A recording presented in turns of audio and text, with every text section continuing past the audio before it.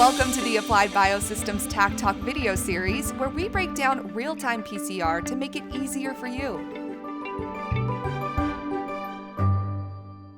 Applied Biosystems TaqMan chemistry is a robust, highly specific, and might I add, rather flexible real-time PCR technology. Users have the option to label Applied Biosystems TaqMan probes with different dyes, which will allow them to multiplex with more than one target in a single well. In a related Taq Talk video, we discuss the advantages of multiplexing in qPCR. Now, let's talk about some of the pitfalls of this technique and how you can design your experiment to minimize some of these issues. Let's review some basics. In a singleplex gene expression experiment, I always amplify my target and endogenous control assays in separate wells. But say I want to simultaneously run both assays in a single well. To multiplex the reaction, I need to label my assay probes with two different dyes so that my instrument can distinguish between the two gene targets. Let's go with FAM and VIC. At this point, I can simply put my two probes in a single well, amplify, and get data that's comparable to my singleplex data, right? Maybe. Here's the concern. When two assays share a well, they compete for the same pool of common reagents, including enzyme and dNTPs. If one gene, typically the endogenous control, comes up much earlier in the reaction, it may hit its linear and plateau phases before the second gene even appears in our amplification plot. The target gene will thus be starved of common reagents, and it will likely experience poor amplification. Fortunately, there's an adjustment we can make that often solves this problem, namely primer limiting the endogenous control gene.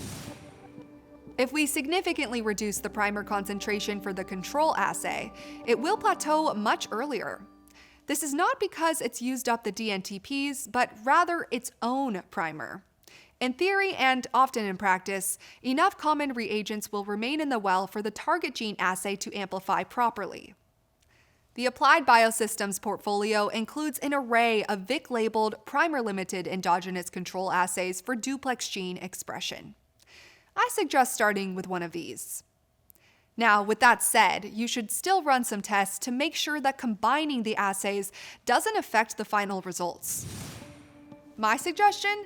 Take several of your samples, maybe 5 or 6 untreated samples and 5 or 6 treated samples, and amplify them all with both of your assays in singleplex and in duplex modes.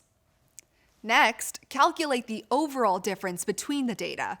If the sample-to-sample results for both groups agree, it's likely that multiplexing isn't having a negative effect on your results. But if they don't agree, you're probably better off not taking the risk. One last technical point. Most real-time instruments are equipped with multiple filter sets, which suggests one can combine numerous assays in a single well. But be very careful here. The more targets you add to a single reaction, the more complex the interactions will be between them, and the greater the danger that the final results will be skewed. Remember, always validate any multiplex data by comparing results across several samples and even a range of starting RNA concentrations. If you'd like to learn more about multiplexing real-time PCR reactions, visit thermofisher.com/multiplexqPCR. Thanks for watching. Check out more Applied Biosystems Taq Talk videos on our website at thermofisher.com/taqtalk.